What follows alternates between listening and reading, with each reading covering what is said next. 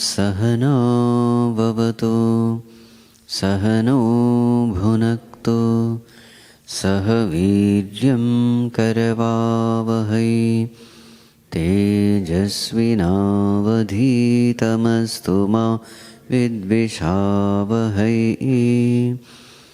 ॐ शान्ति शान्ति शान्तिः। सदाशिवसमारम्भां शङ्कराचार्यमध्यमाम् अस्मदाचार्यपर्यन्तां वन्दे गुरुपरम्परां। श्रुतिस्मृतिपुराणानाम् आलयं करुणालयं नमामि भगवत्पाद शङ्करं लोकशङ्करं शङ्करं शङ्कराचार्यं केशवं बादरायणं सूत्रभाष्यकृतौ वन्दे भगवन्तौ पुनः पुनः। समस्तजनकल्याणे करुणामयं नमामि चिन्मयं देवं सद्गुरुं ब्रह्मविद्वरं सद्गुरुं ब्रह्मविद्वरम्।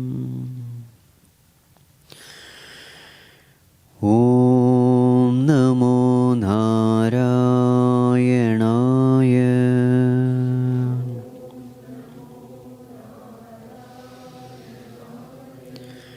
ॐ नमो नारायणाय।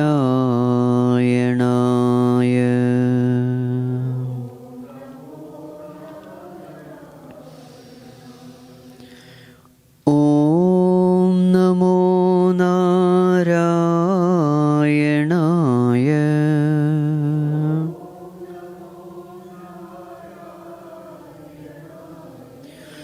ॐ नमो नारायणाय।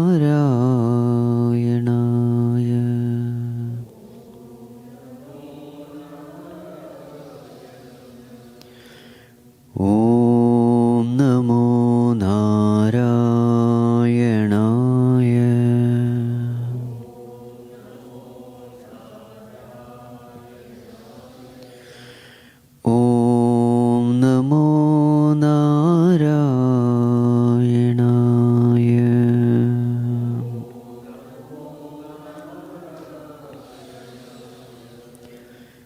ॐ नमो नारायणाय।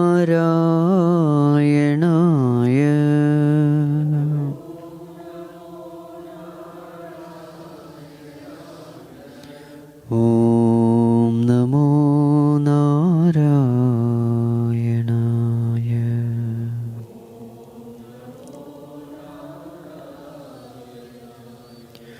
ॐ नमो नारायणाय।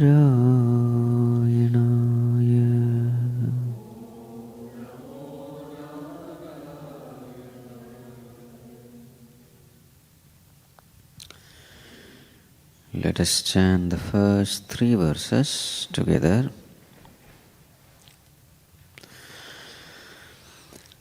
तज्ज्ञानं प्रशमकरं यदिन्द्रियाणां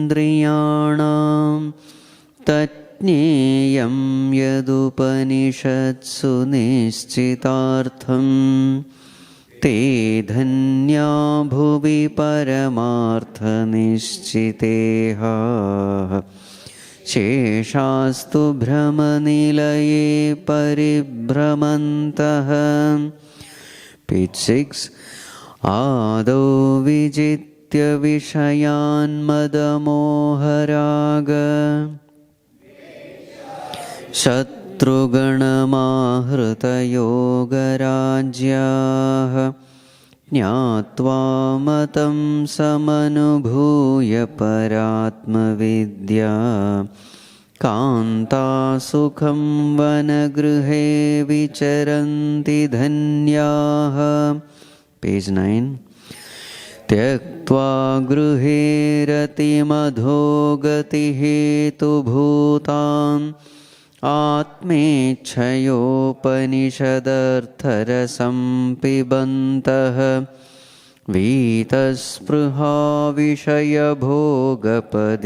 विरक्ताः धन्याश्चरन्ति विजनेषु विरक्तसङ्गाः. Page 15.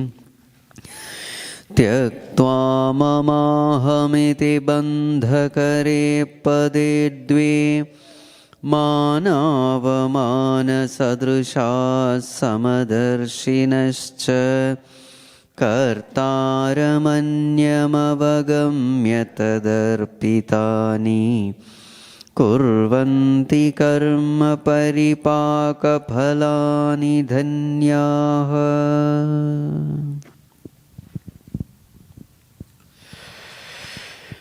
तज्ज्ञानं प्रशमकरं यदिन्द्रियाणाम्. That is knowledge which quietens the mind and the senses. So the whole of spirituality is about quietening the mind. And this is the essence of all Upanishads. Those who are striving in this direction, they are the most blessed ones. The rest all are just wandering in delusion. So what is that which disturbs the mind? So the second verse talks about that. Madamoharaga dveshadi shatruganam. All these negativities of the mind like kama, krodha, etc., raga, dvesha, etc., they are the ones who disturb the mind. So, if we can take care of these disturbances, then we are in the right direction. Okay, these negativities, from where do they arise? What are the occasions which can create these negativity? So the third verse says, one possible source is our own home. That is one place. See, many times we find handling strangers, it is very easy. But handling our own near and dear ones is the most difficult one. What is the problem? The problem is rati. Grihe ratim. We have extreme attachment towards our family members. So therefore, while interaction with family members in our own home, these interaction can create all kinds of disturbances. Handling strangers, it's very easy. We can be a sthita prajna, undisturbed. But handling our own near and dear ones is the most difficult. So start sadhana from your own home. Okay. Tyaktva grihe ratim. All these kama, krodhadi negativities come at home. So therefore, strive there. So this is one possible place where mind can be triggered into disturbance. Okay. What is the second possible source? The second possible place is a place, workplace. Where we are performing our duties, responsibilities, etc. So what is the problem there? The problem is when we perform action, two dangers come. Ahankara and mamakara. And there is this kartrutva bhavana also. I am the doer. So this sense of doership can create all these disturbances. So what is the solution there? The solution is kartaram anyam avagamya tadarpitani. Performing all actions with karma yoga spirit. Bhagavan, everything is given by you. So may I perform action as a worship unto you. I am only an instrument, you are the doer. So, at the workplace also, if this attitude is maintained, then mind can be free from all disturbances. Now, the third source of disturbance is mentioned in verse number 5. Let us chant verse number 5, page number 18. Repeat once. त्यक्त्वैषणात्रयमवेक्षितमोक्षमार्गाः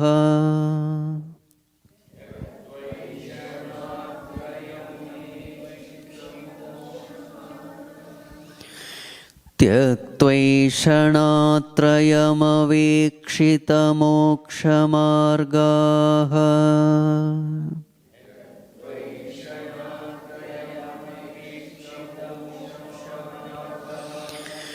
भैक्ष्यामृतेन परिकल्पितदेहयात्राः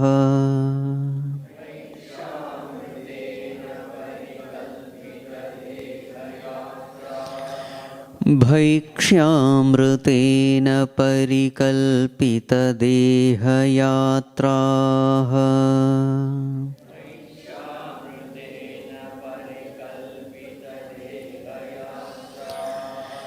ज्योतिः परात् परतरं परमात्मसञ्ज्ञम्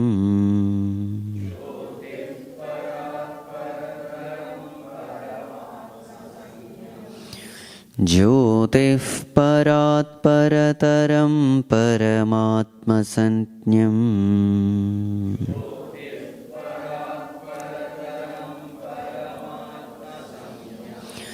धन्या द्विजारहसि हृद्यवलोकयन्ति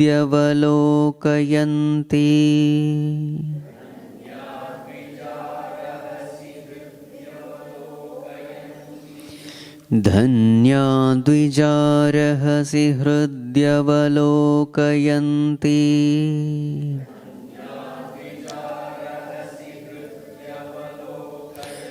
Together. त्यक्त्वैषणात्रयमवेक्षितमोक्षमार्गाः भैक्ष्यामृतेन परिकल्पितदेहयात्राः ज्योतिः परात् परतरं परमात्मसञ्ज्ञम् धन्या द्विजारहसि हृद्यवलोकयन्. Once again. त्यक्त्वैषणात्रयमवेक्षितमोक्षमार्गाः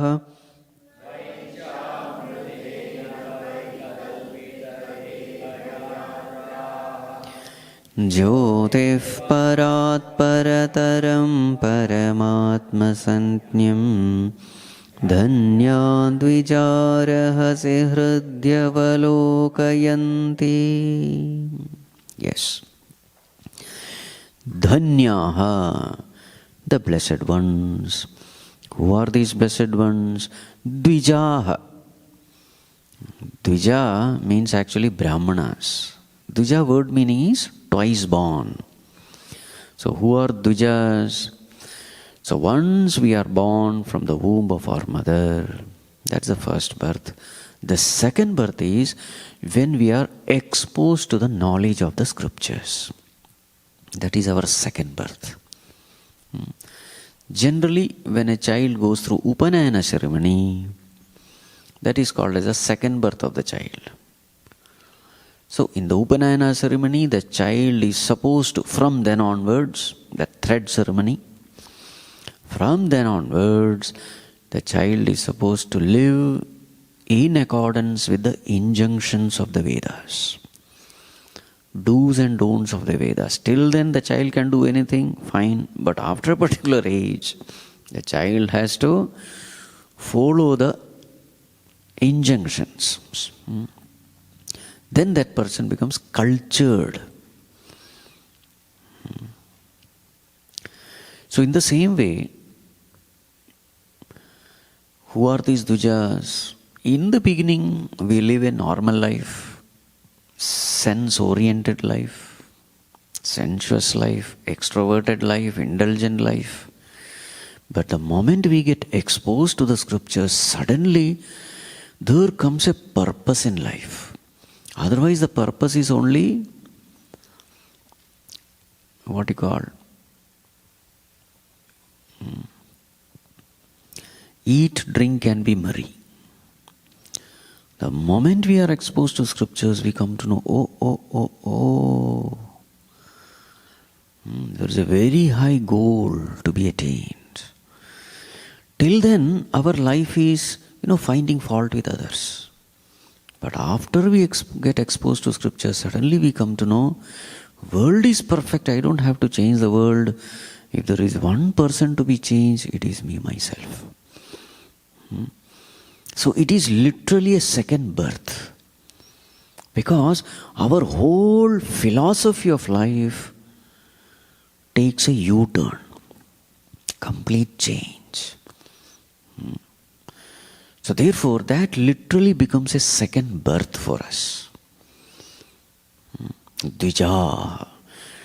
Though traditionally Dvija means Brahmana, so in the modern context, Dvija means those who are exposed to the knowledge of the scriptures and those who are striving hard, sincerely in this path shown by the scriptures. That is called as Dvija. Such a person is called Dvija. So what is his goal? Avekshita moksha margaha. So they are the people who are making use of their life, day-to-day life's experiences, day-to-day life's interactions. Purpose is only one. What is the purpose? Moksha. They are walking the path of moksha. Now, these people, all of us, another cause of disturbance of the mind. Remember, to pursue the path of moksha, the necessary condition is your mind has to be peaceful. Only then that mind is available for this higher journey. Two sources of disturbance we have seen. Now the third source of disturbance is mentioned here. What is that?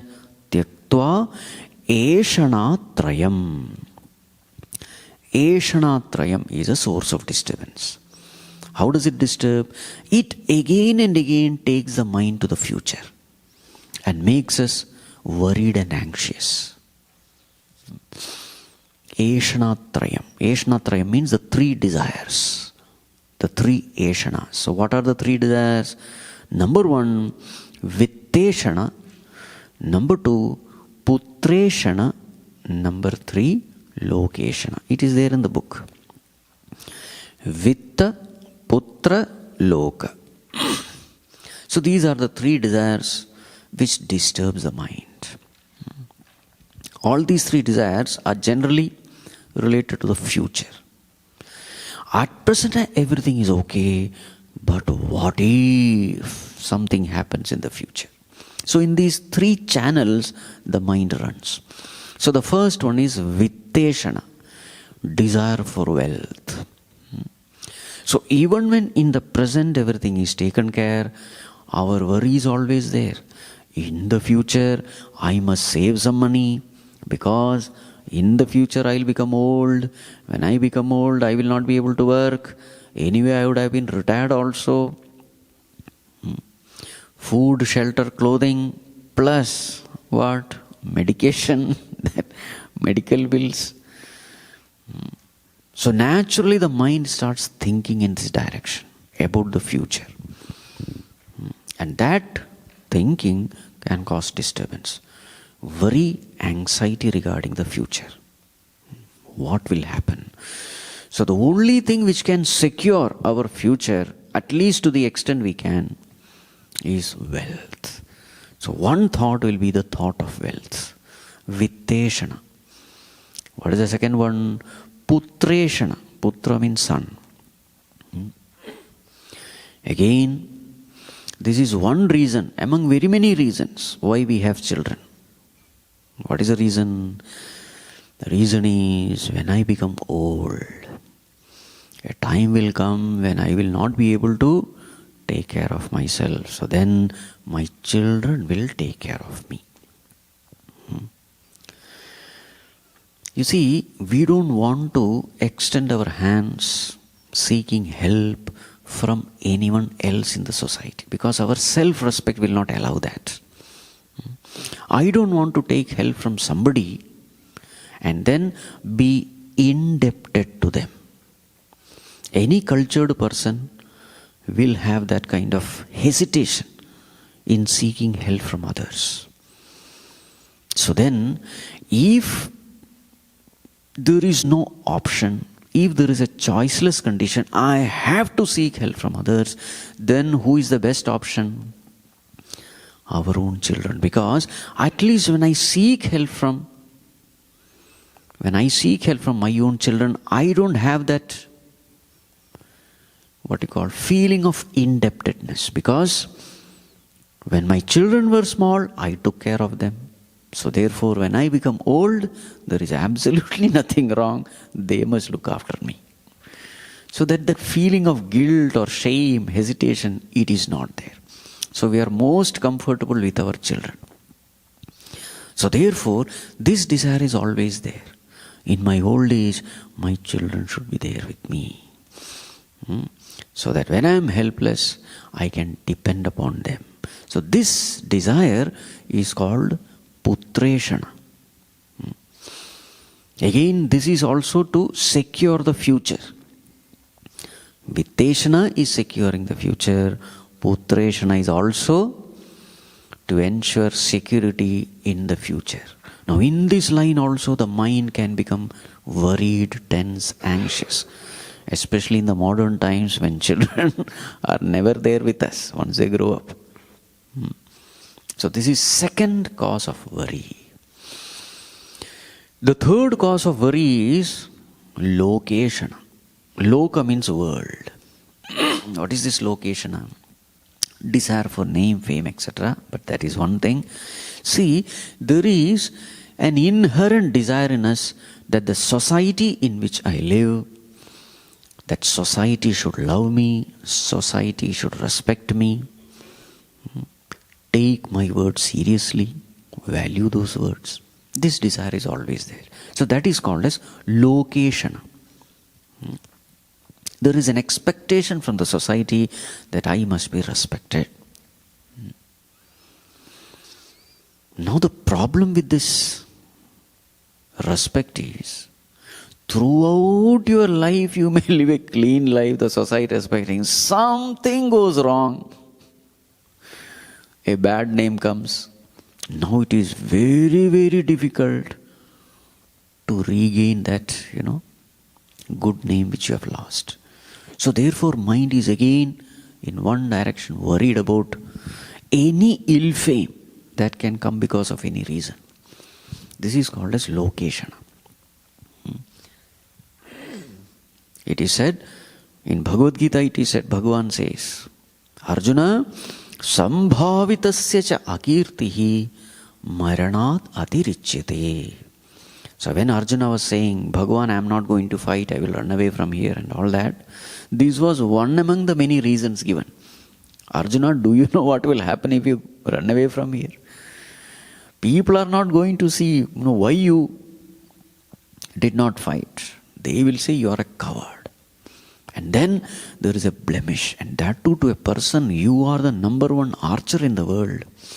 A person who has been highly respected for the skill in archery. Do you know what will happen if you withdraw from this war? People will laugh at you. And that ridicule you will never be able to face, because for a person who has been respected in the society, sambhavitasya cha akirtihi, that ill fame, maranadati richyate, it is worse than death. Ill fame is worse than even death. So this is one argument given, and it is very true. Nowadays this social media and all, any time somebody can just, pass a rumor and that's it. Very tragic. So this is called as location. So this is called as the worldly well-being. When my physical well-being is taken care, emotional well-being is taken care, intellectual well-being is taken care, then I say my worldly well-being is taken care. It is not just food, shelter, clothing. At the emotional level, I crave to be loved. At the intellectual level, I crave to be respected, valued, recognized. So these are called as a worldly well-being. So Eshana Trayam is the desire for worldly well-being. And any worldly person will have the very tension, anxiety regarding this. Now, when you switch on to the spiritual path, Tyaktva Eshana Trayam. So what should be your attitude? Especially for a person who is seeking the path of liberation. Bhaikshyamritena parikalpita dehayatra. Dehayatra. So yatra means what? Journey. Deha means what? Body. So we are all in this journey. We are all travelers. What is the vehicle of traveling? The physical body. So we are all traveling the journey of life using the body as the vehicle. That's why the term Dehayatra. In this journey, what is the attitude of these blessed ones? Bhaikshyamritena. Bhaiksha amrutam. That is what they are consuming. Actually, this Bhaikshyamritam is meant for sannyasis. The sannyasis who roam around, parivrajaka sannyasis. So what is their attitude? Whatever comes. So according to a sannyasi, they should go only to 5 places. 5 houses they should beg. If nothing comes, should say, Hari Ichha. That day upvas. Whatever comes, they have to eat. How much ever comes, they have to eat. So this is the way they would conquer likes and dislikes. So what is the attitude? Ishvara prasada buddhi. This is the way they train their mind, winning over all negativities of the mind. Whatever comes, it is coming from the Lord. Accept it as prasada bhavana. This attitude is called bhaiksha. Bhiksha. Related to bhiksha is called bhaiksha. And this attitude is amrutam. Bhaikshyamritena. Amrutam, why it is amrutam? Because it takes us to amrutatvam, the state of immortality. That state of immortality is our own true nature, but our disturbed mind is preventing us from experiencing it. But once a mind is trained in this way, Ishvara prasada buddhi, such a peaceful mind becomes an effective instrument in taking us to that state of immortality. So as far as sannyasi is concerned, it is all bhiksha, etc. For us, what is bhaikshyamritam? Whatever happens in life, accepting as will of God. That is bhaikshyamritam. Whatever comes unasked, whenever we are faced with a choiceless situation, accept that situation as the will of God. That is called as bhaikshyamritam. But in order to do this, what should be our understanding? Unless we hold on to God, this attitude is not possible. And who is that God? Jyotihi parat parataram paramatma sanyam. That Lord, Paramatma, who is He? Jyotihi, that light of consciousness, which is ever shining in our heart as the very selfiness, Paramatma, supreme selfiness, which is parat parataram, which is beyond the highest, higher than the highest. So what is the highest? Prakriti is the highest, Mother Nature. Technically speaking, the highest is called avyakta prakriti. Unmanifest prakriti is called the highest. So that is the state when the whole world goes into dissolution, only that remains. That is called as avyakta prakriti. All beings, everything is there in the unmanifest form. From that avyakta prakriti, srishti begins. Creation begins in the next cycle. So that avyakta prakriti is called the highest because it is the womb of the entire creation. So that avyakta prakriti is the highest, but there is something even higher. What is that? consciousness. Because this avyakta prakriti is also existing in consciousness. Just like waves exist in water, in the same way the avyakta prakriti exists in consciousness, jyotihi. And who is that jyoti? Paramatma, the very selfiness. So therefore, these Mahatmas, Dhanyaha, Rahasi, in solitude, Hridi, in one's own heart, Avalokayanti, they see this. They see the Supreme Lord in their heart, holding on to that Lord, having total trust in the working of that Lord, in that will of the Lord.